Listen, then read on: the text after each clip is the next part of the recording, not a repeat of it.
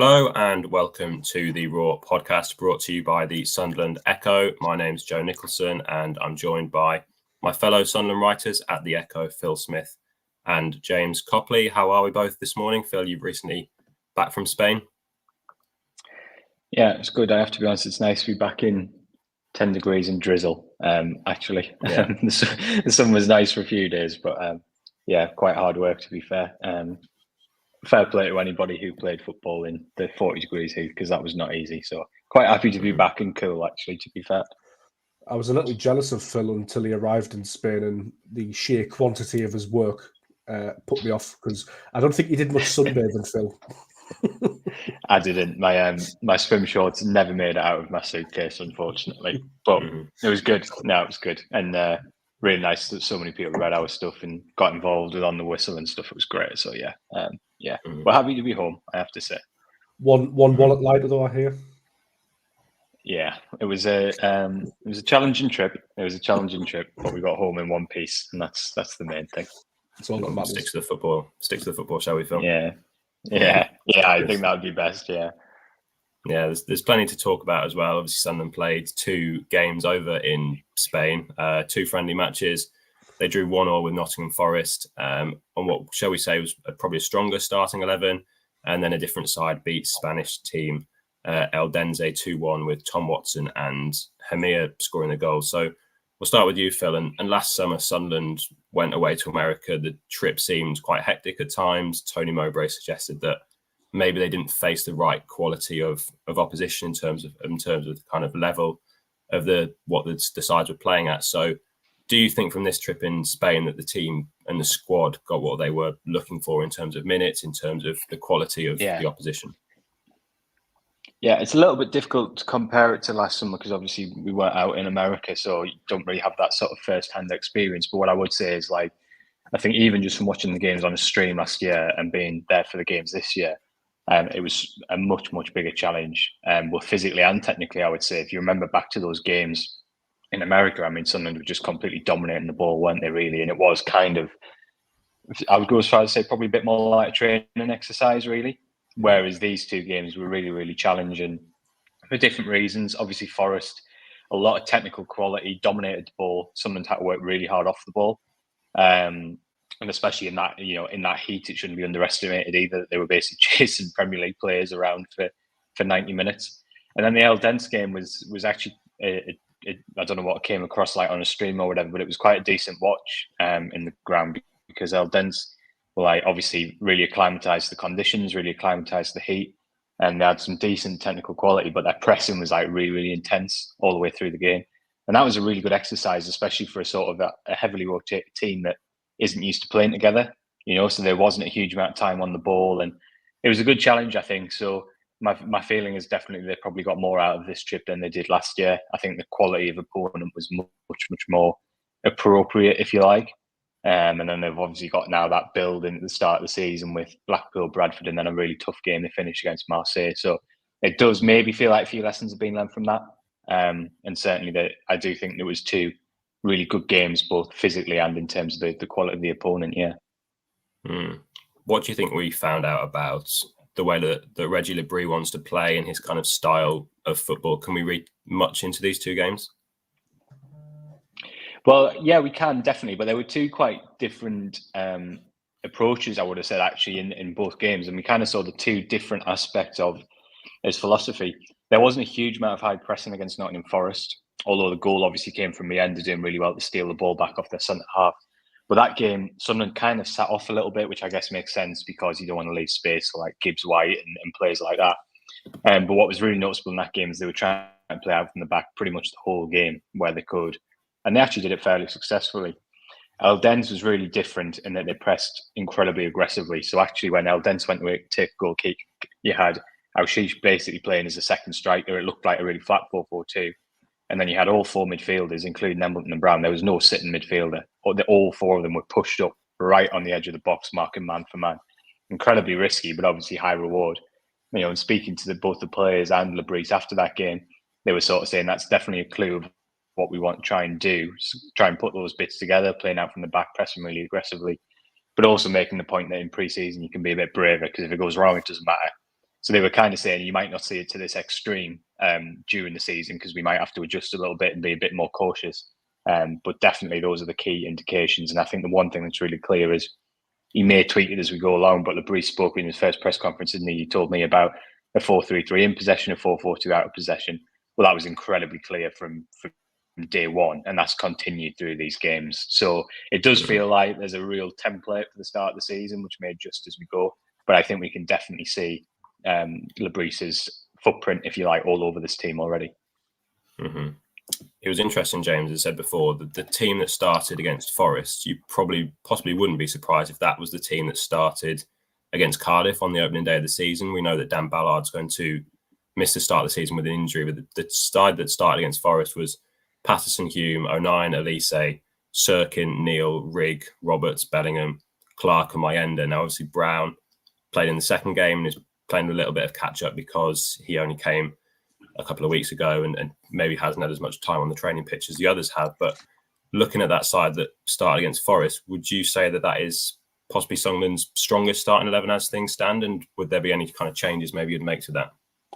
I think so. It obviously depends on the transfer market as well. Mm-hmm. I think Mayenda's looked relatively impressive. I would say that he's slightly ahead of Rusin in the way he's performed so far, although I have enjoyed Rusin as well. He should have maybe had a couple of goals, Rusin, in the two games.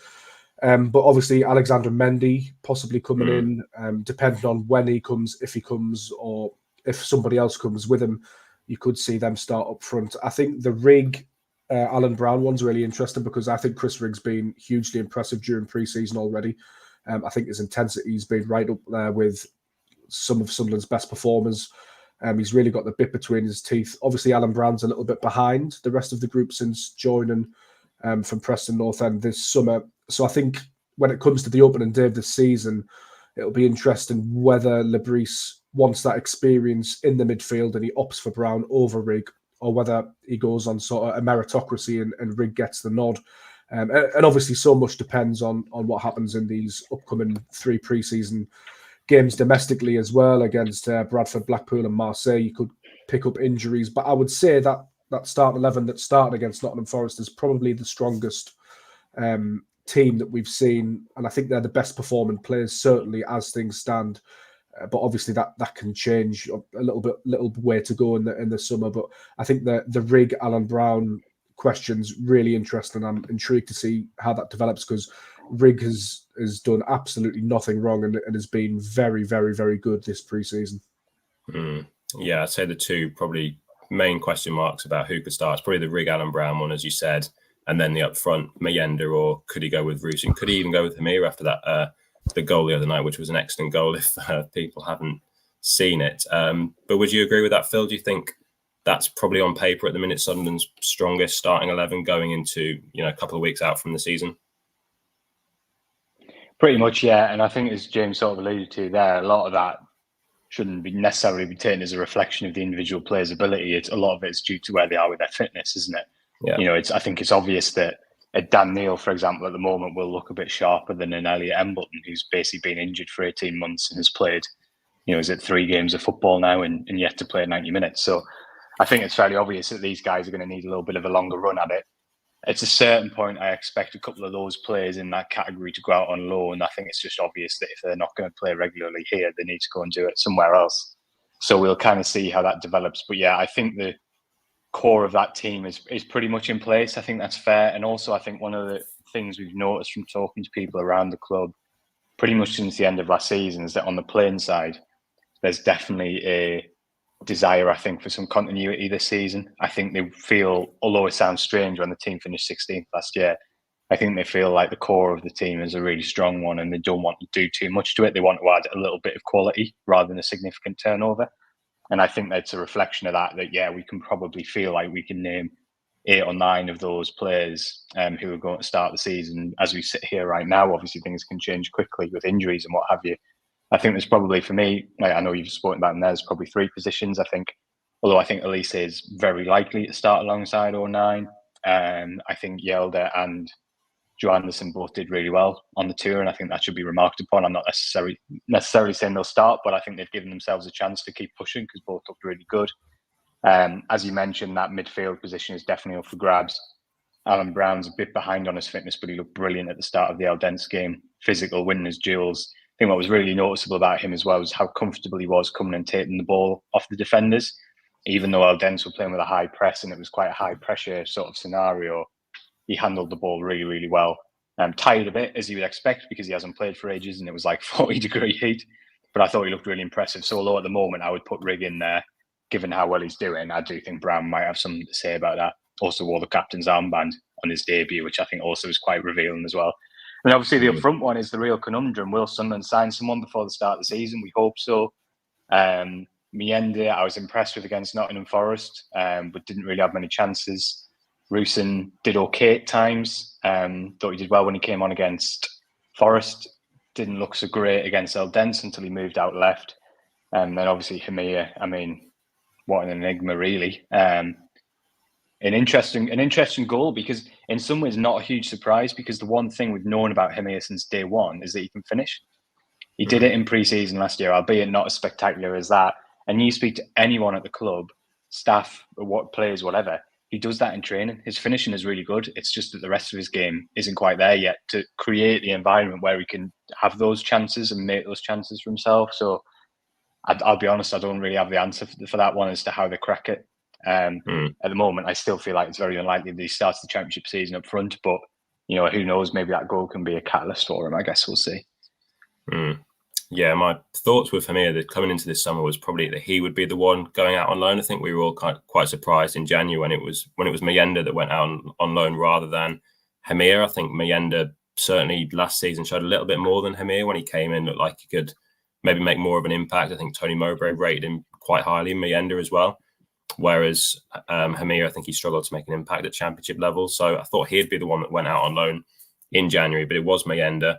And now, obviously, they've got the kind of same dilemma with both of them, two young strikers that they've invested money in. But are they ready to start games in the Championship, especially if Sunderland are bringing someone in? But looking at that squad, James, and one thing that was quite clear as well last weekend as well, when they split the squad between South Shields and Gateshead, is that there are quite a lot of players in the squad. But we've had a comment as well on Facebook saying there's not enough depth in the squad. But Phil kind of hinted there that we've got a lot of players at Sunderland that are under long-term contracts, so that maybe there won't be as many signings as maybe what people expect. So where do you think are the main areas still that Sunderland do need strength? Obviously, there's the striker dilemma at the minute that Sunderland are looking to bring someone in up front, but where are the kind of other areas that you think maybe that they lack depth and where the squad does need addressing this summer?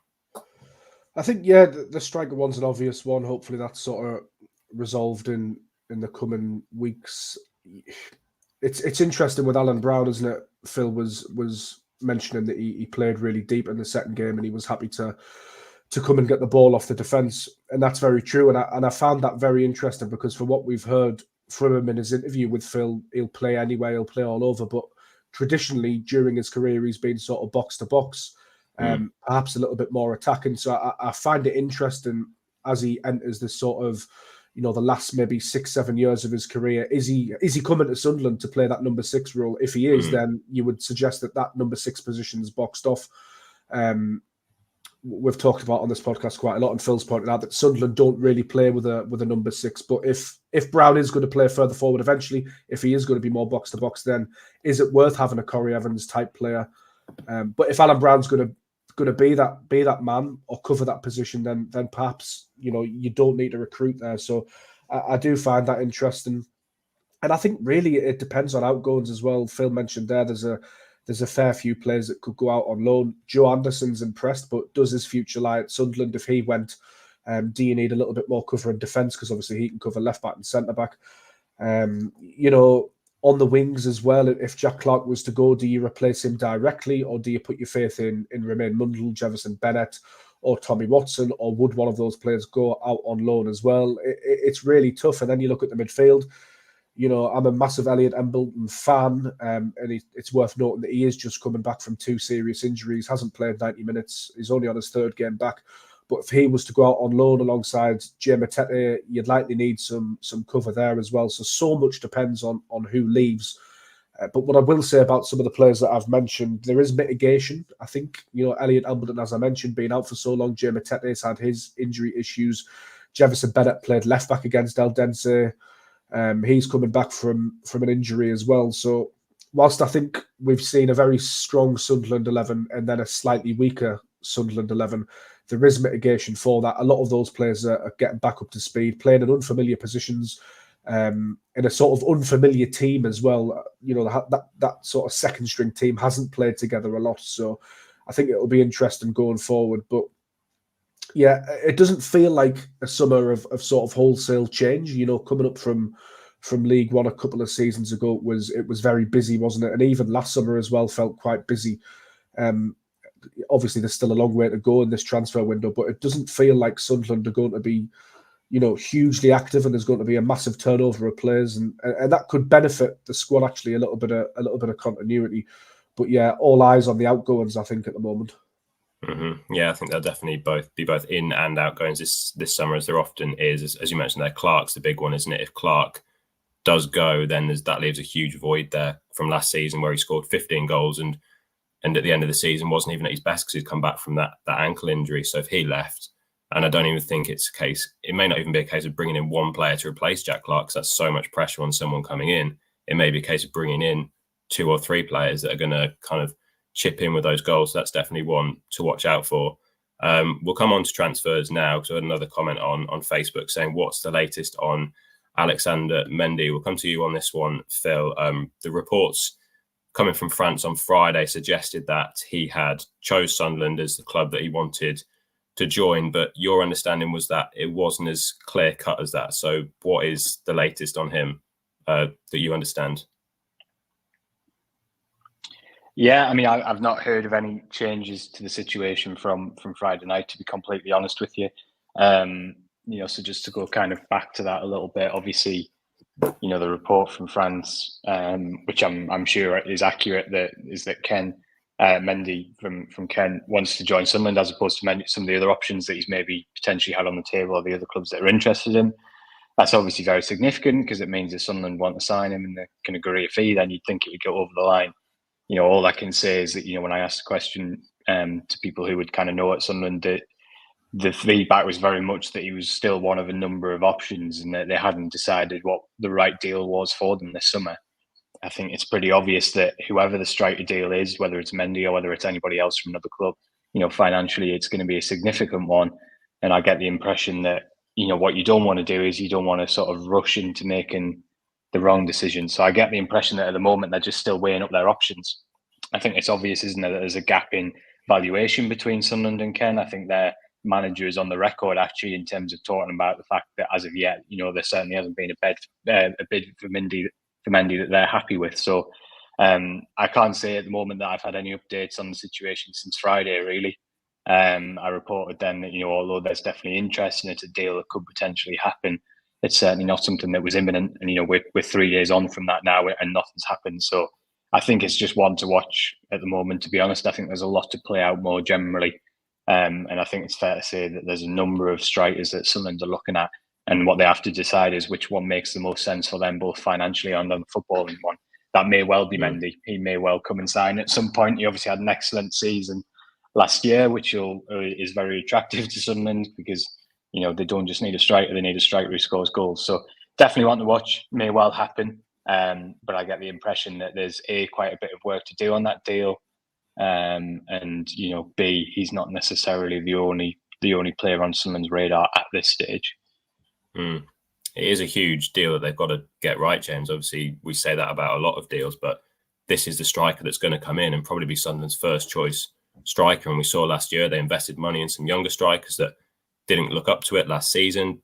There's still a lot of time for them to grow into the players that Sunderland want them to be. And Mayenda and Hamir, Rusin obviously had his challenges as well coming over from Ukraine, and hopefully he's better settled this year to have a good season. But it looks like the striker that Sunderland are going to pay money in, whether it's Mendy or whether it's someone else, he's going to be their first choice striker, and he's going to have to deliver with goals, especially if Jack Clark leaves as well. He's going to have a very big role in the team. So it is important that Sunderland get this one right, whether that means taking their time. Obviously, ideally, it would be great to get this player in now, whether that's Mendy or someone else. But Sunderland do need to get this one right, don't they?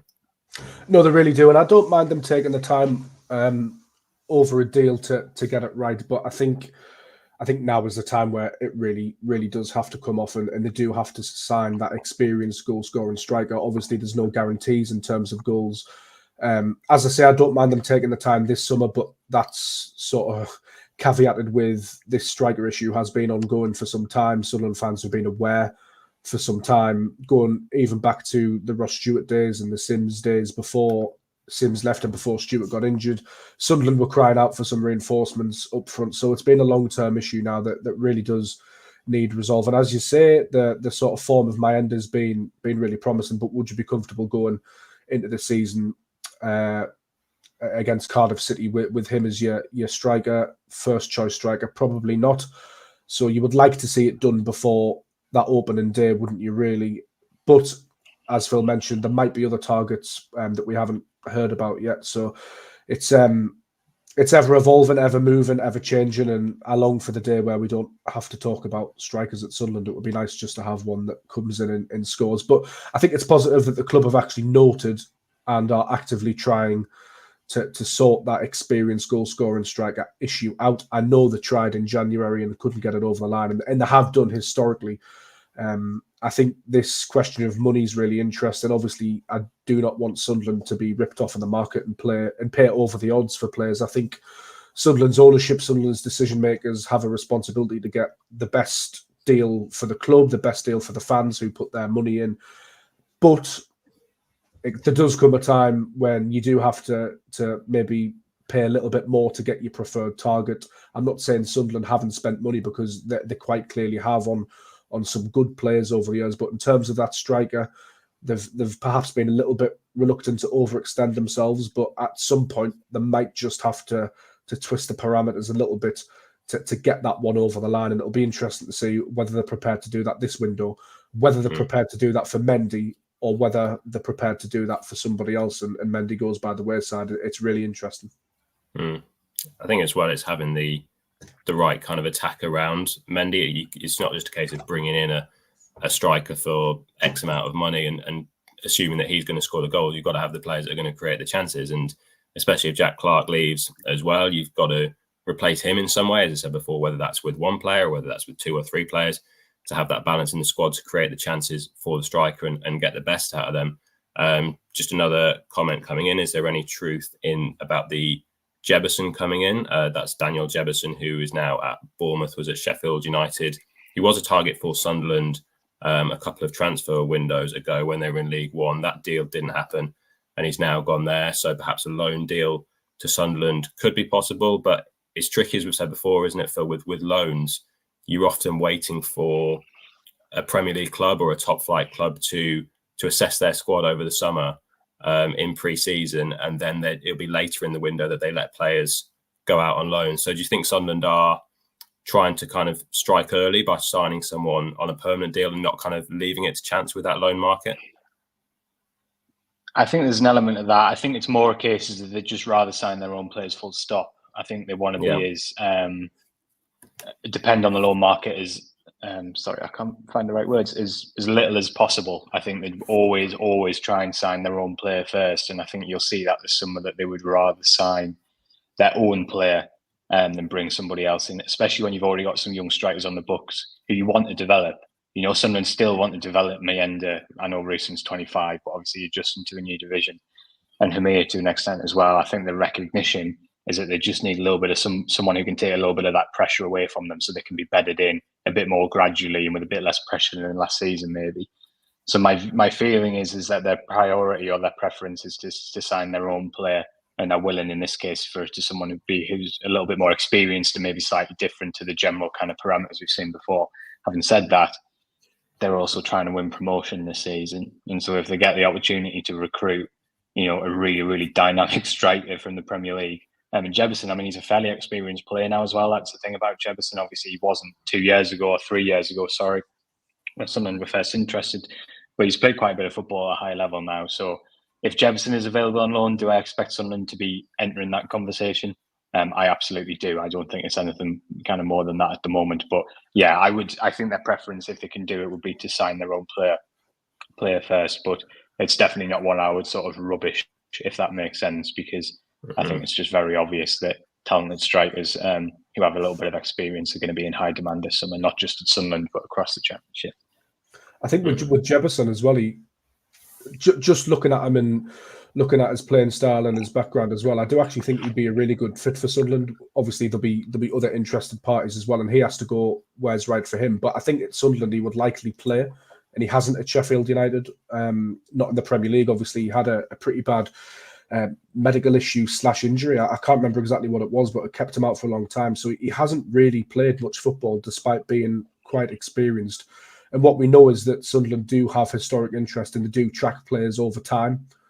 We've seen that. So I think he's one that really interests me just from a sort of fan's perspective. And I do actually think in terms of getting his career back on track, the chance to score goals in front of a big crowd, play games in a good environment that prioritises youth. We've seen the likes of Jack Clark, Patrick Roberts get their careers back on track, really. Not that I'm saying it's been completely derailed by any means, Jefferson's career, because he's just won a move to Premier League Bournemouth. But in terms of playing and getting himself out there, getting a feel of the grass, I think Sunderland will be a really good option for him. Obviously, caveat to that is loads of other clubs will be interested because he's quality, and they'll be able to provide their own sort of attractive packages to him as well in terms of minutes. So, yeah, really interesting. But I'd like to see him come in, actually, Daniel Jefferson.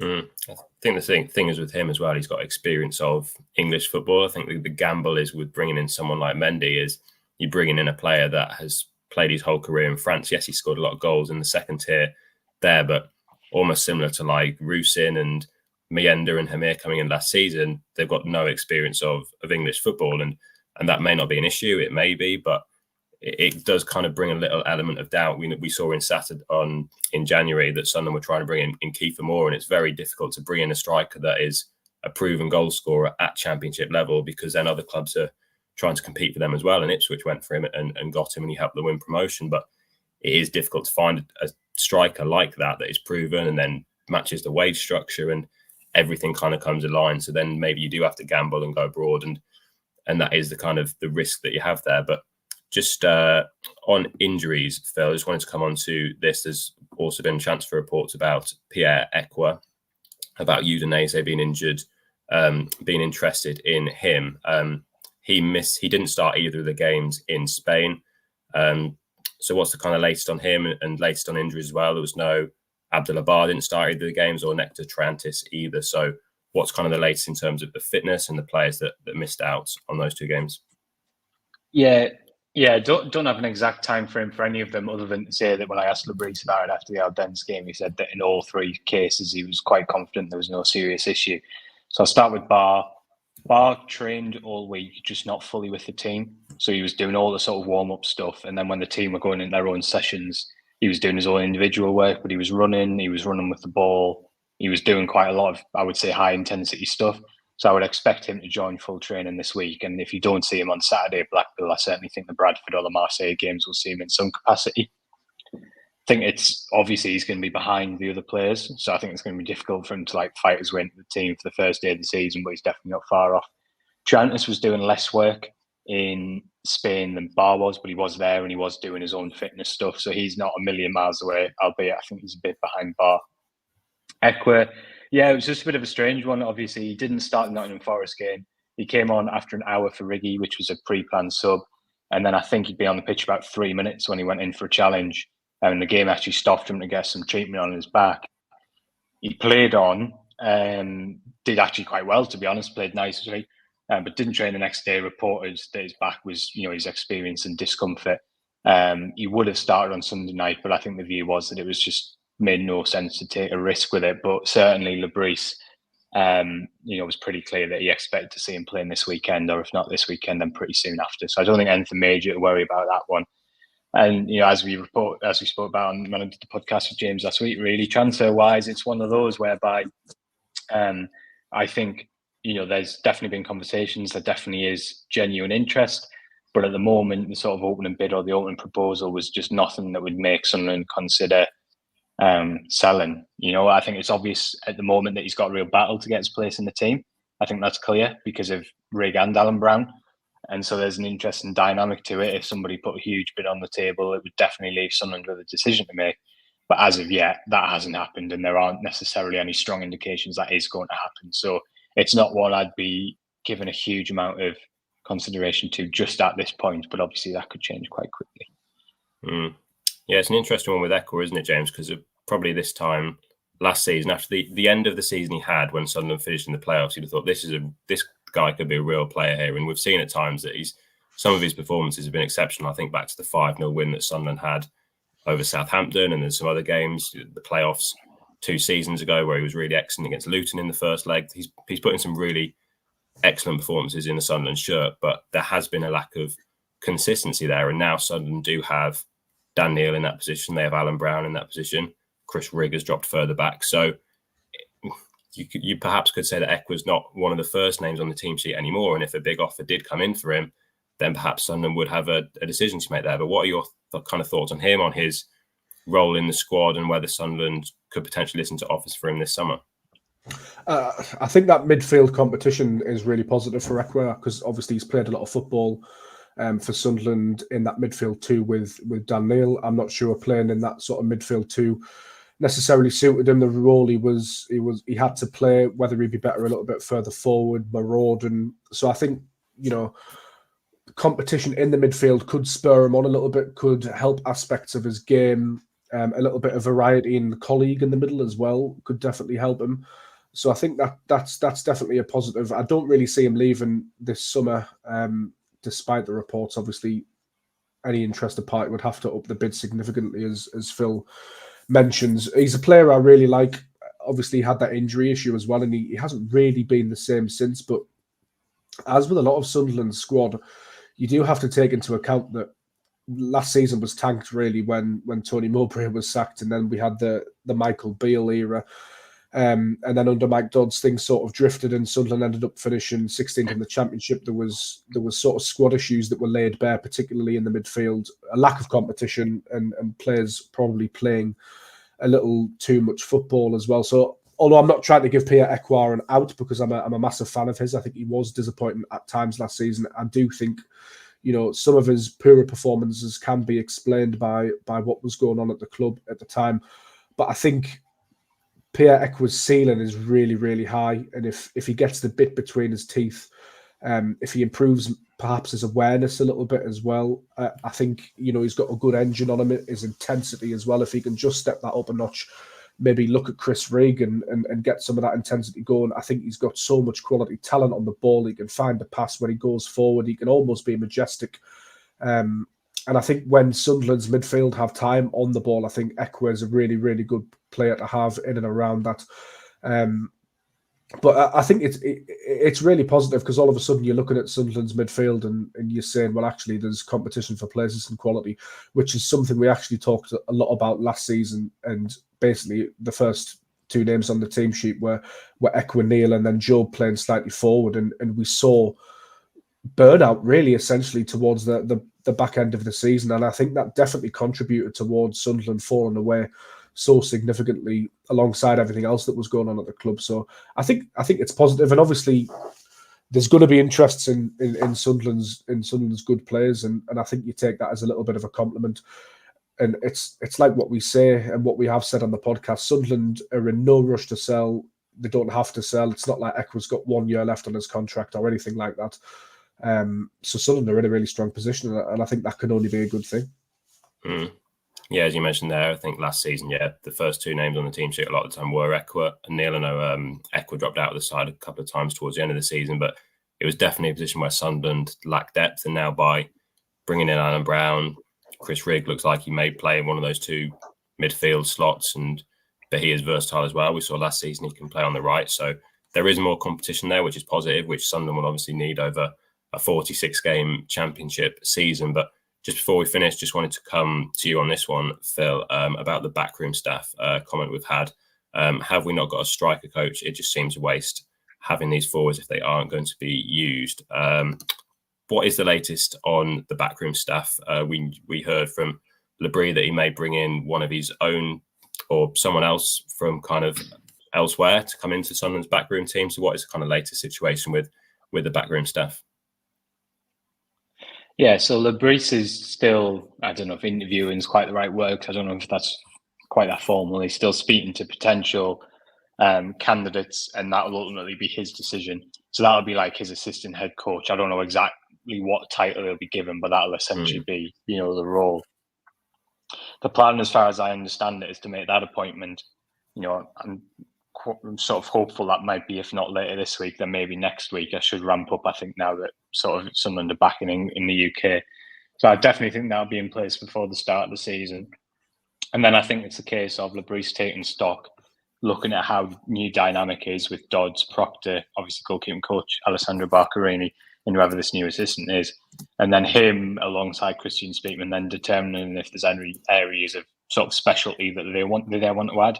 So like one of the things he spoke about in his opening press conference was like set pieces. So I think once he's got the new person in, he'll sort of assess all these things and go, is there anywhere where we have a little bit of a gap at the moment that we could do with adding another staff member? He talked about sort of individual development as well as being a key thing. He wants somebody to oversee all of that. So it'll be a case of bringing one in, I think, as an assistant.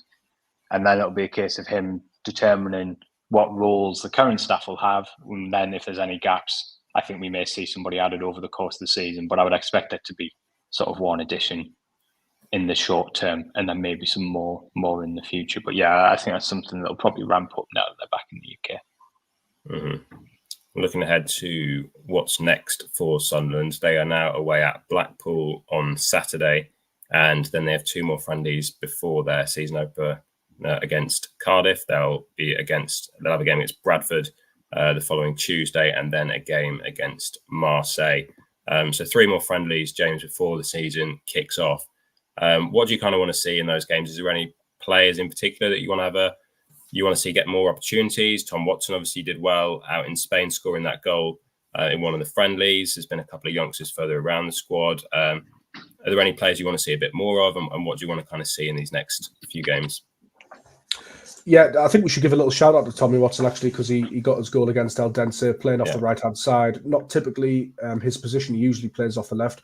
Hugely talented footballer. I was calling for his inclusion a little bit more towards the back end of last season when it appeared that Sunderland didn't really have too much to play for. I think he came on.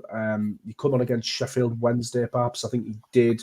But other than that, his chances were few and far between. He was obviously playing for Sunderland's under-21s in that Premier League 2 campaign as well, and was one of the standout performers. So I'm really interested to see Tommy Watson in a first-team environment, hopefully in one of these 3 games, maybe a couple of these 3 games, to see whether he can make an impact as well, because I think he's got so much talent as a winger. He looks like a bit of a throwback, really, to your old-school winger, in the mould of Jack Clarke, actually. You don't really tend to see too many of that style, and it is nice to see. Obviously, he's a local lad as well, so looking forward to seeing what he can do. And I think it's a massive sort of compliment and vote of confidence in Watson as well that he's been included in this first team across pre-season. But in terms of the rest of the squad, I've enjoyed Leo Hjelde and Joe Anderson as well. I'm intrigued to see what they can do going forward in these 3 games, and whether they can sort of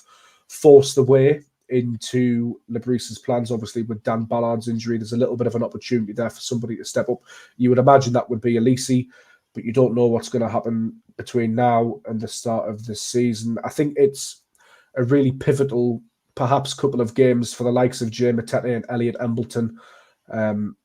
As we've mentioned, as I've said ad nauseum, there's a caveat on those 2 players in terms of they have had injury issues, but can they sort of develop a little bit of consistency towards the back end of pre-season, really get themselves playing ahead of potentially a loan move or perhaps something else? I'm interested to see how the futures of those 2 players develop, and I'm always looking forward to seeing Chris Rigg, to be honest. I think he's been good so far during pre-season. Jefferson Bennett, not really sure what the future holds for him. I'd like to see him maybe given a little chance from the start on the wing in one of the 3 upcoming games. And of course, strikers is always really interesting. Can Hamia capitalise on that goal? Mayender and Rusin as well, in and around. Be interesting to see what happens there. And Mundell as well, actually. Romain Mundell has really impressed me during pre-season so far. So I'm looking forward to seeing him. Adil Ushish in the 10 spot. I think that 10 position is actually really interesting. We haven't talked too much about it, but you've got some real contenders for that position. Ushish, Joe Bellingham, Embleton could play there. You could see, a player like Chris Rigg playing the number 10 position. We haven't quite seen that yet. So be very interested to see who Le Bris's first choice 10 is when we line up against Cardiff City on August 10th. Mm-hmm. Just finally to you then, Phil, what should we be looking out for in these next 3 friendlies in terms of players maybe taking their chance, in terms of players who may leave on loan and maybe trying to impress and get minutes? What are the main things we should be looking out for in the next 3 games? Yeah, I think that's going to be the key dynamic, really, Joe. I think one of the big things to be settled in this transfer window, I think the loan issue is the big one. Which players go out on loan and which players stay to offer sort of cover and competition. At the moment, I feel like Embleton looks quite sharp, and I think his versatility is just such a massive asset. I think having a player in the squad who can basically play any of the midfield or wide roles, I think is a really attractive one if he can keep fit. But I think that's a big issue, really, in terms of what's the right loan move for these young players who maybe aren't going to play. I think I really rate Matete, but I think he maybe just needs to go and play on loan for a season, because I think for me, like, he's not a 6, he's definitely an 8 in my opinion. And at the moment, the competition in those positions is just so strong that I think he maybe can just go out and play. And then next year, I think he'll have a year or 2 years left on his contract, and you're in a sort of better place if he's played regularly to make a decision. But obviously, if any of these players really grasp the nettle in the next few games, then they could make that position their own. So I think that's the big thing, I think, to watch out for over the next few games. I would imagine that Saturday we'll see a strong team again. I think against sort of top-end League One opposition, I think we'll see sort of a similar team to Forest. And then we'll probably see more rotation against Bradford on Tuesday. That would be my guess at this stage. And at that point, then I think you're in a position where you can start to make some decisions. And I think we'll see movement after that. Because obviously the Marseille game is a dress rehearsal, really, isn't it? So you want to see, I think by that point, Le Bris will want to play as many settled partnerships as he can. And he won't be wanting to make loads and loads of subs, because he'll obviously want it to be a bit of a dress rehearsal for the first game of the season. So yeah, I think that loan issue and those kind of inverted commas fringe players, I think is the big thing to watch over the next 2 games. I imagine we'll see a lot of them potentially against Bradford. And I wonder if we'll start to see some movement and some decisions made after that game. Yeah, certainly a lot to watch out for over the next few weeks. And you can find it all the build up to that game against Blackpool on Saturday over on the SAFC section of the Sunderland Echo website. James, Phil, thanks a lot for joining me on the latest episode of the Raw podcast. And if you like what we do here, you can leave us a review and subscribe to us on the Raw podcast on YouTube, Spotify, or wherever you listen to your podcasts. And you can also find us on Shots TV, that is Freeview channel 276. Once again, thanks a lot for listening to the Raw podcast.